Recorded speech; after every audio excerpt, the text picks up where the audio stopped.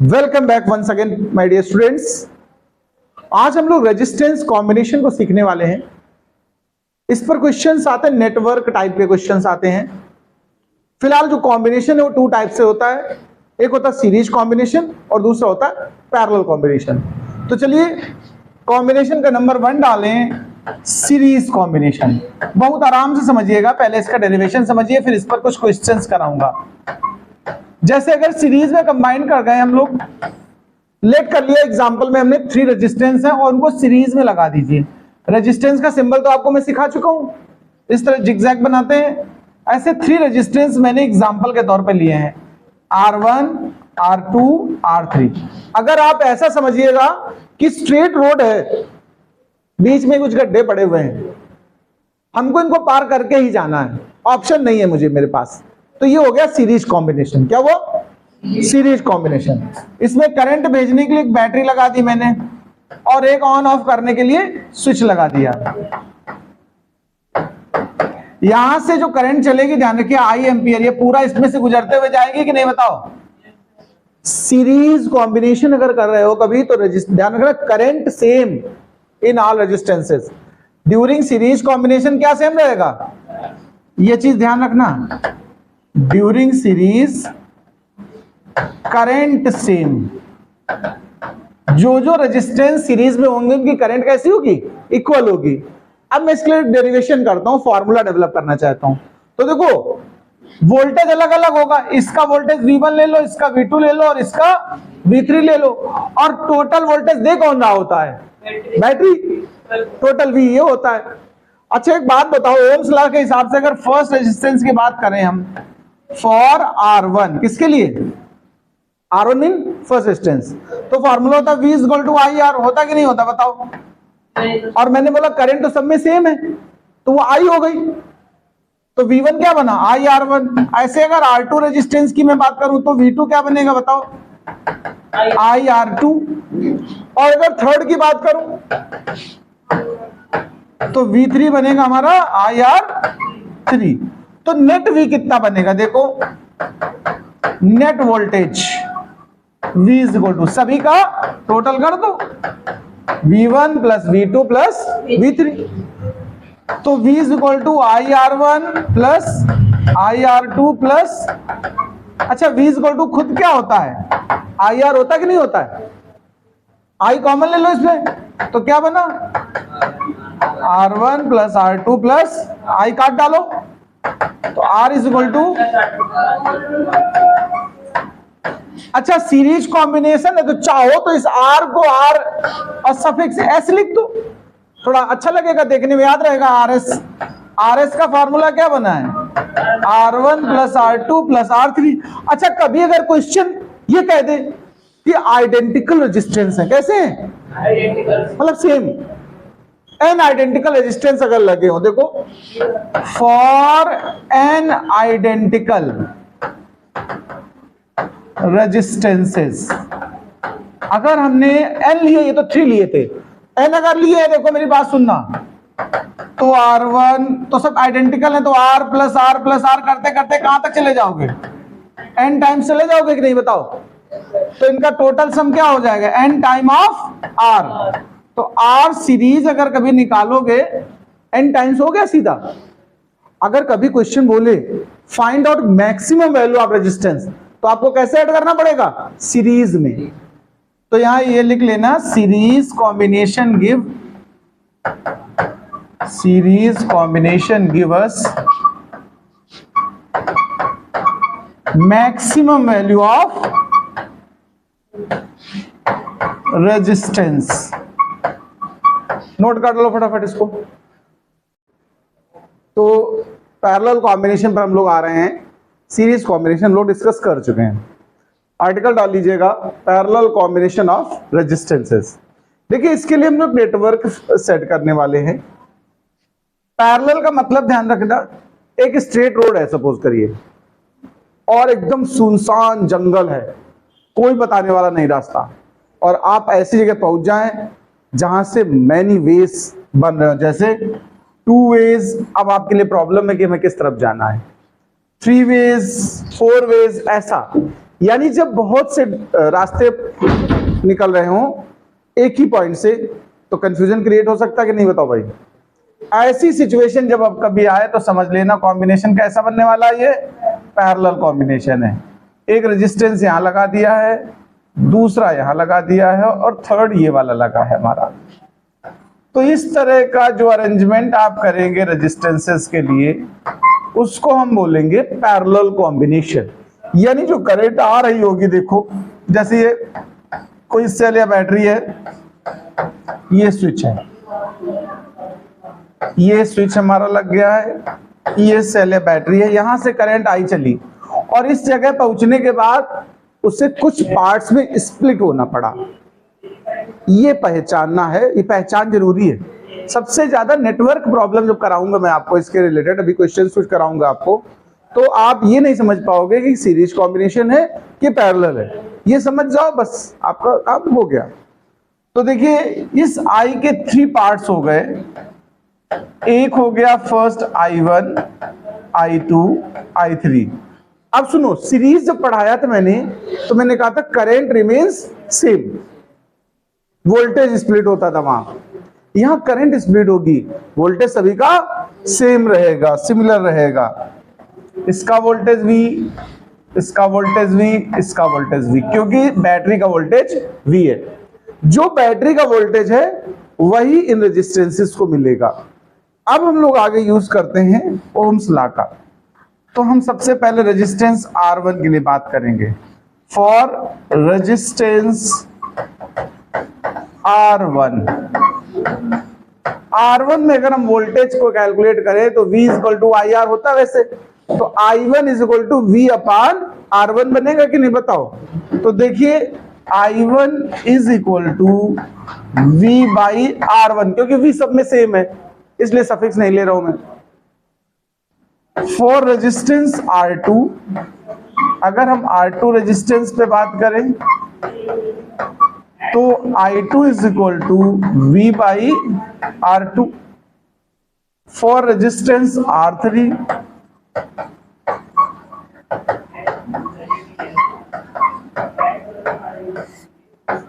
I3 = V/R3। अब आप net current पे बात कर लो, सबका सम कर दो। देखो नेट करंट,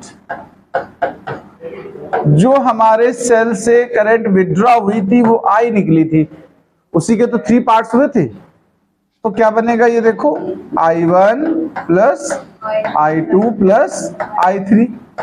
अब ये सभी वैल्यूज उठाइए और यहां पुट करिए, तो V/R1 + V/R2 + V/R3।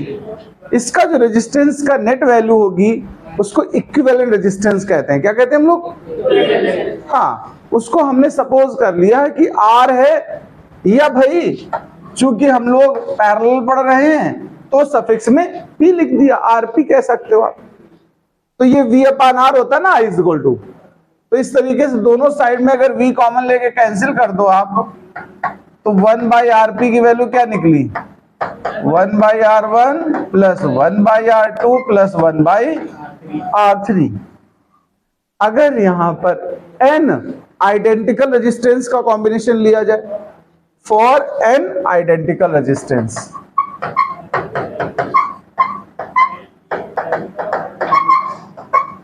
अगर n आइडेंटिकल रेजिस्टेंसेस हैं तब फिर क्या होगा, तो 1/RP = 1/R + 1/R कितने टाइम्स, n टाइम्स। तो ये जो रिजल्ट आएगा देखो 1/RP n/R हुआ, तो इसको RP से कन्वर्ट कर दोगे तो R/n हो गया कि नहीं हो गया। जब हमें मिनिमम रेजिस्टेंस चाहिए तो ये कॉम्बिनेशन यूज करेंगे, to get minimum resistance we use parallel combination.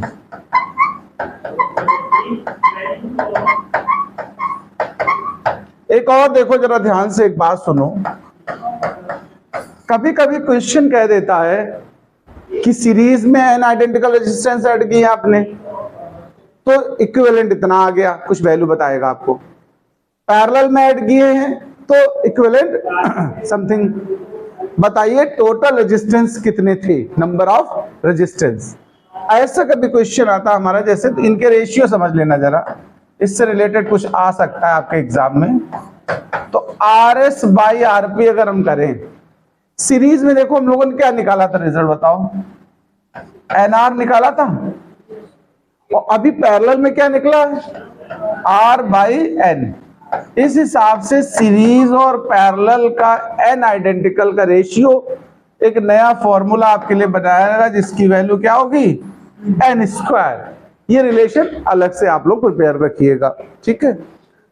जो हाउस होल्ड वायरिंग होती है, एक नोट ये भी याद रखिएगा, देखिए वायरिंग जब करी जाती है घर में ना, तो हम लोग पैरेलल कनेक्शन देते हैं हर डिवाइस को। कैसा कनेक्ट करते हैं, लेकिन जो दीपावली में झालर लगाते हो आप, वो पूरी आपस में कैसे होती हैं, सीरीज कॉम्बिनेशन में। किसमें होती है, यहां ये लिख लेना, हाउस होल्ड वायरिंग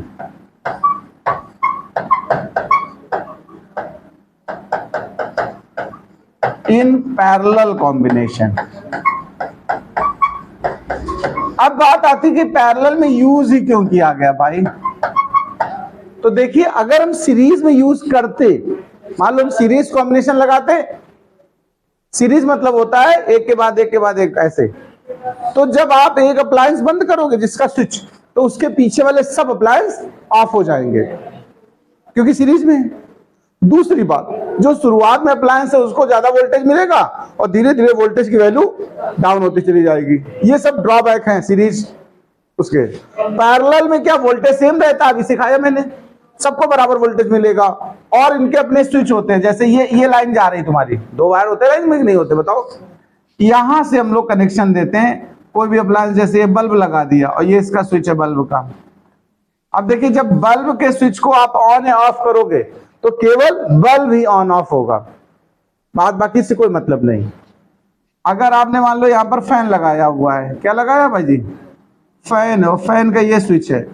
अब जब फैन का आप स्विच बंद करोगे या ऑन करोगे जो भी है, तो केवल फैन पे असर आएगा। ये हाउस होल्ड वायरिंग यानी हम किस सिस्टम में लगाते हैं, पैरेलल कॉम्बिनेशन में। तो चलो इतना नोट करो फटाफट। एक कॉन्सेप्ट और हम आपको बता देना चाहते हैं, 10th स्टैंडर्ड के लिए तो नहीं है बट जान लीजिए, काम तो करेगा ही नेटवर्क क्वेश्चंस पे।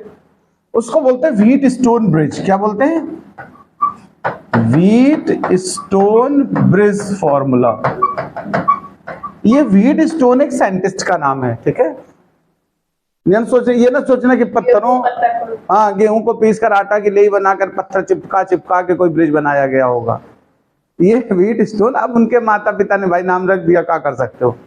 अपने यहाँ भी तो नाम अजीब अजीब रख देते, माखन लाल तो का मतलब माखन है उनके पास है, बताओ। अच्छा, मिश्री लाल तो का मिश्री के बने हैं का, और रेड कलर की मिश्री, अगर उसको उस हिसाब से इंग्लिश में ट्रांसलेट करो, है ना। तो खैर चलिए, वो व्हीट स्टोन ब्रिज, एक साइंटिस्ट व्हीट स्टोन है, उन्होंने 4 रेजिस्टेंसेस को सीरीज में कनेक्ट करके किसी अननोन रेजिस्टेंस की वैल्यू फाइंड करने के लिए एक नेटवर्क तैयार किया था। इस तरह से थोड़ा अच्छा नहीं बना है, अच्छा बनाने का मतलब मैं एक्चुअली में बिल्कुल ऐसे ऐसे समझ लो, ये एक रेजिस्टेंस ये है, देखने में अच्छा नहीं बना, मतलब इसका मतलब नहीं था कि गलत बना है। देखो ये क्वाड्रिलेटरल लग रहा कि नहीं लग रहा, बताओ।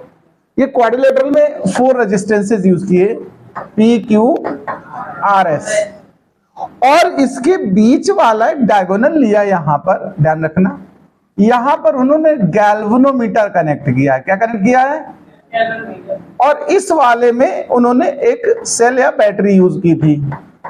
ऐसे व्हीट स्टोन की 2 सिचुएशंस होती, बैलेंस और अनबैलेंस।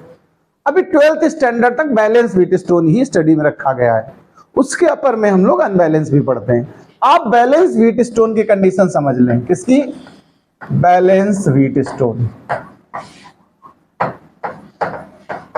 अच्छा देखो, बैलेंस व्हीट स्टोन में ध्यान रखिएगा, ये जो गैल्वेनोमीटर है ना, इसका भी अपना एक रेजिस्टेंस रहता है। इसको कुछ आप ले लो, जी बोल दिया, चलो इसका नाम जी बोला था, तो इसका जो गैल्वेनोमीटर का रेजिस्टेंस है वो क्या है, जी। तो अब आपके नेटवर्क में कितने रेजिस्टेंस दिख रहे हैं आपको, 5।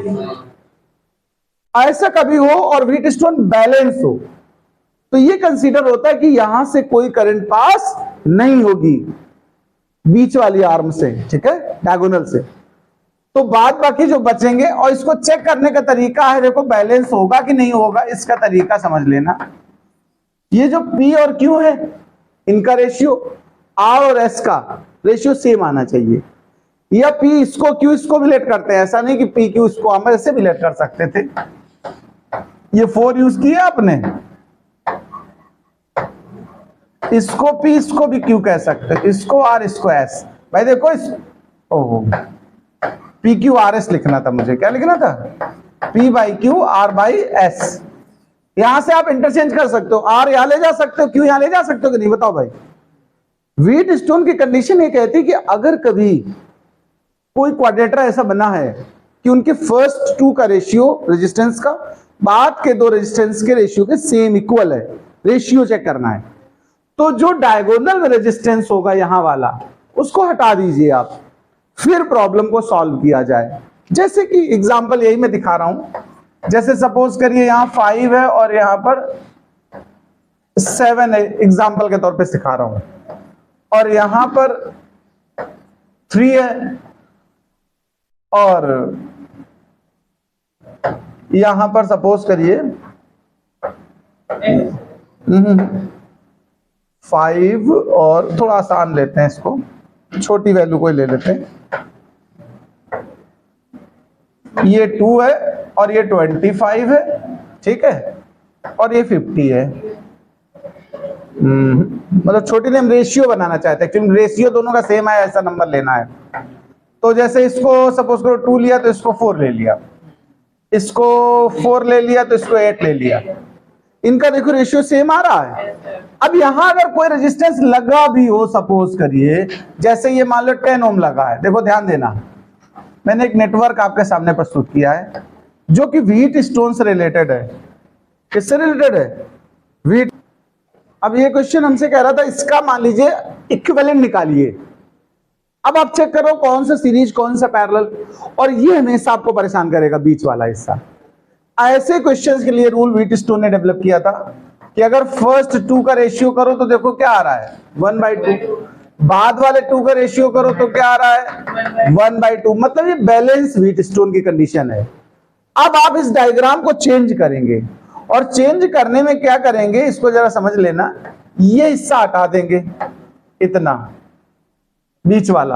अब आप जरा ध्यान से देखो, ये दोनों किस कॉम्बिनेशन में लग रहे हैं बताओ? इसको सीरीज कहते हैं, जहां करंट डिवाइड ना हो, सीधा चला जाए रास्ता, तो उसको हम क्या बोलते हैं? सीरीज। ये दोनों सीरीज में दिखेंगे आपको, ये दोनों भी सीरीज में दिखेंगे। तो 4 और 2 का अगर सीरीज कॉम्बिनेशन में रिजल्ट निकाला जाए तो क्या आएगा बताओ? 6 आएगा कि नहीं आएगा? और ये नीचे वाले इनका 4 और 8 का निकालो तो 12 आएगा, ये 12 आ गया और ये 6। इस तरह का कॉम्बिनेशन क्या होता है? पैरेलल। जब नेटवर्क क्वेश्चन करिएगा तो एक एक स्टेप पर नया डायग्राम बनाया जाता है। अब इन दोनों का पैरेलल जब आप सॉल्व करोगे, आर इक्विवेलेंट देखो तो 1/6 प्लस 1/12, तो एलसीएम क्या आ जाएगा 12, 2 प्लस 1, 3/12 यानी कि 1/4। तो आर जो इक्विवेलेंट आया वो कितना आ गया 4 ओम। ऐसे एग्जांपल से इसको नोट करो, फिर आगे बात करता हूं। देखिए हम लोग कुछ एग्जांपल्स कर लें, अब सिंपल एग्जांपल पहले कराते हैं 2 3 4, जिससे कि आप सीरीज और पैरेलल को पहचानने लगें, फिर हम उसके मिक्स एग्जांपल कराएंगे आपको। जैसे मैं एक बहुत सिंपल एग्जांपल अभी बना रहा हूं, देखना जरा सब लोग ध्यान से।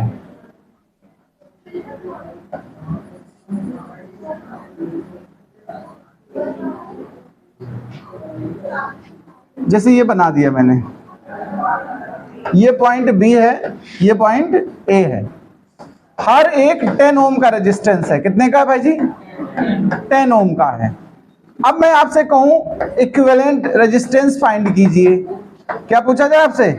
Equivalent resistance. चलो सब लोग ट्राई करो, फिर हम बताते हैं इसका सॉल्यूशन।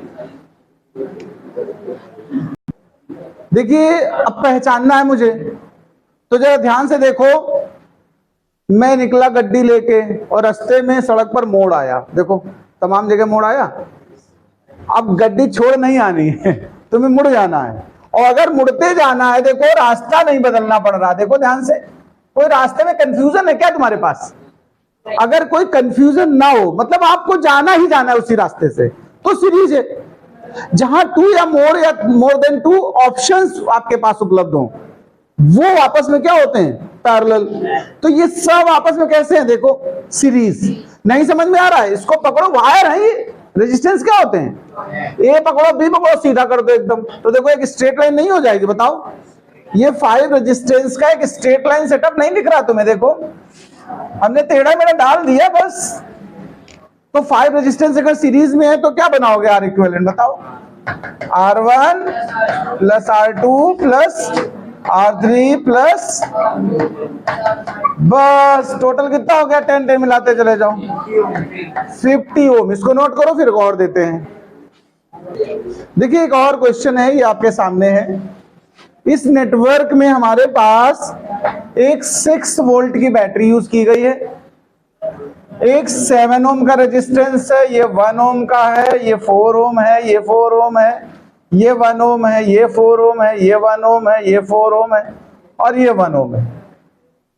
सबसे पहला पॉइंट हमें निकालना क्या है? तो क्वेश्चन कह रहा find current drawn from the battery, यानी करंट विथड्रॉ की वैल्यू आपको फाइंड करनी है। और हमने यहाँ करंट को लिख क्या रखा है? I, मतलब इसका मैग्नीट्यूड चाहिए मुझे। अगर हम बात करें ओम्स लॉ की, तो फार्मूला क्या होता है? V is equal to IR होता है।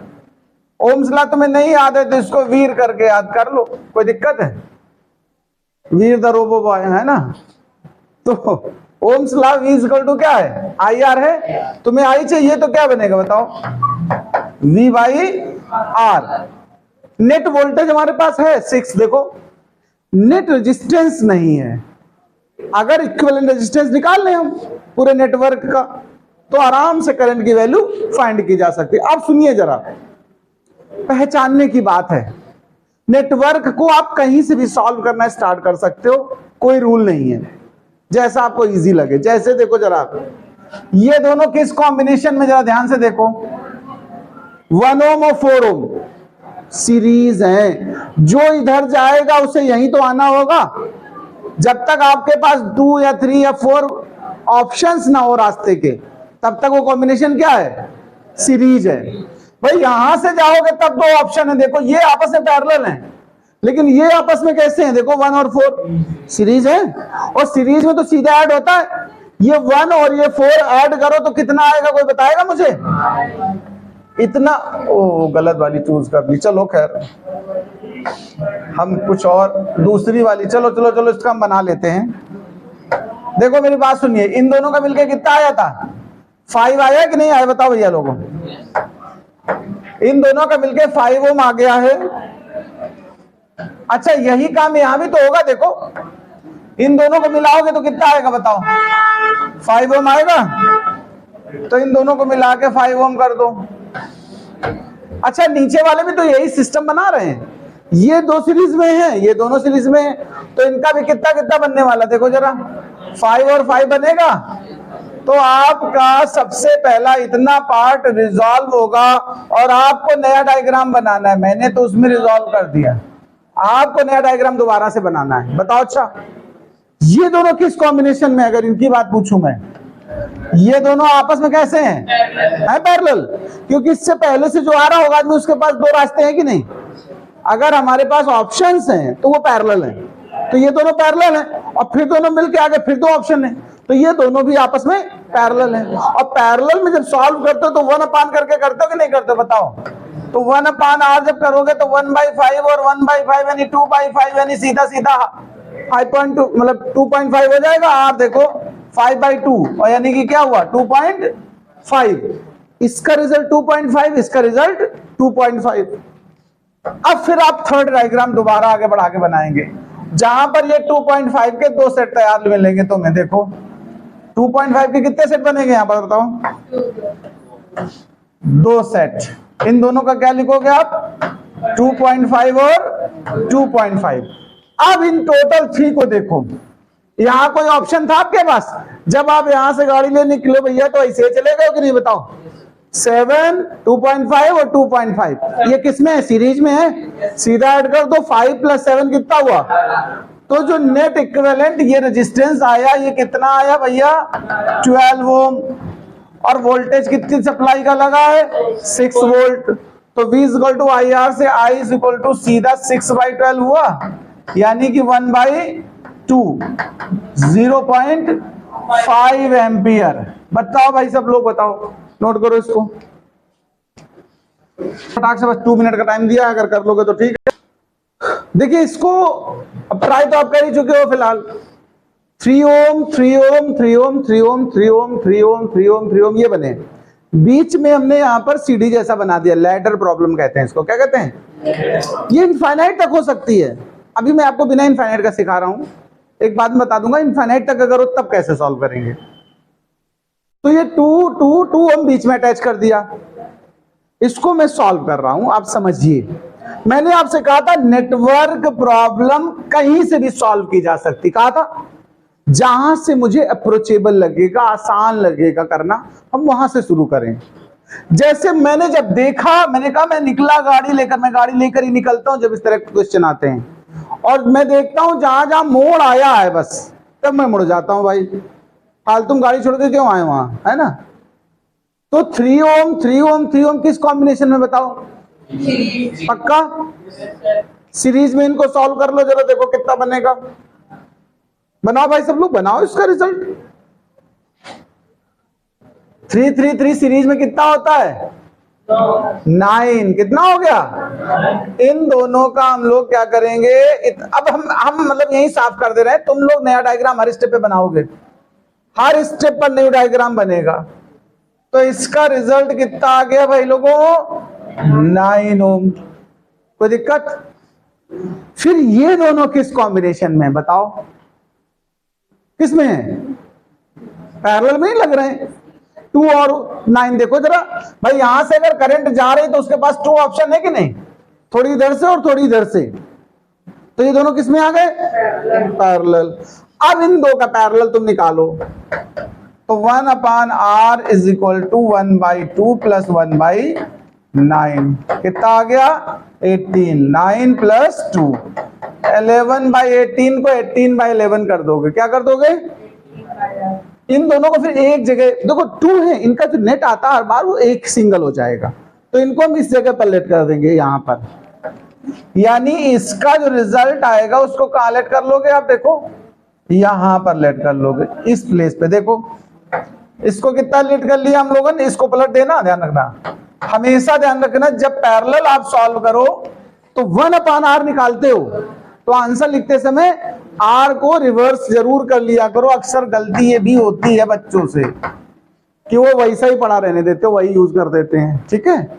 अब ये दोनों किस कॉम्बिनेशन, ये 3 किस में हुए देखो, बोलो। ये तीनों सीरीज में दिख रहे हैं कि नहीं दिख रहे हैं? अब इनका सॉल्व करना। 3, 3 तो सीधे 6 हो गए, 6 में 18/11 ऐड करो, फिर जो रिजल्ट है, मतलब यही सीक्वेंस बढ़ाते चले जाओ, आखिरी में यहां पहुंच जाओगे कि नहीं? इसको करना, नोट करो। देखिए कभी कभी आपको कुछ क्वेश्चंस ऐसे मिलेंगे जिसमें current, time, energy, work done, heat, power, इससे कुछ रिलेटेड क्वेश्चंस मिलेंगे आपको। तो इस टॉपिक को समझ लीजिएगा जरा आप लोग। इसका नाम तो डाल दीजिए heating effect of current and work done. पहले हम वर्क डन निकालेंगे, फिर हीट की वैल्यू निकालेंगे और फिर उसे पावर में कन्वर्ट कर देंगे। इलेक्ट्रिक सर्किट में पावर पता करनी हो तो क्या करेंगे, ये सब चीजें यहां सिखाने वाला हूं। सबसे पहले वर्क डन की बात करते हैं। हम किसकी बात करते हैं? वर्क डन अगर इलेक्ट्रिक सर्किट में कभी निकालना हो तो फोर्स इंटू डिस्प्लेसमेंट नहीं लगाते हैं ना। आप सोचो वर्क डन ऐसे लगा दो। इसके लिए तरीका देखो, मैंने आपको एक पोटेंशियल का फार्मूला सिखाया था, V = W/Q। याद है किसी को कि नहीं याद है? ये इलेक्ट्रिक पोटेंशियल का फार्मूला पीछे हमने डिस्कस किया है। तो यहां से वर्क डन का रिजल्ट क्या बनने वाला देखो, Q × V बना, और Q = क्या होता है बताओ? अच्छा IT होता है कि नहीं होता बताओ? तो वर्क डन का फार्मूला क्या निकल के आ गया?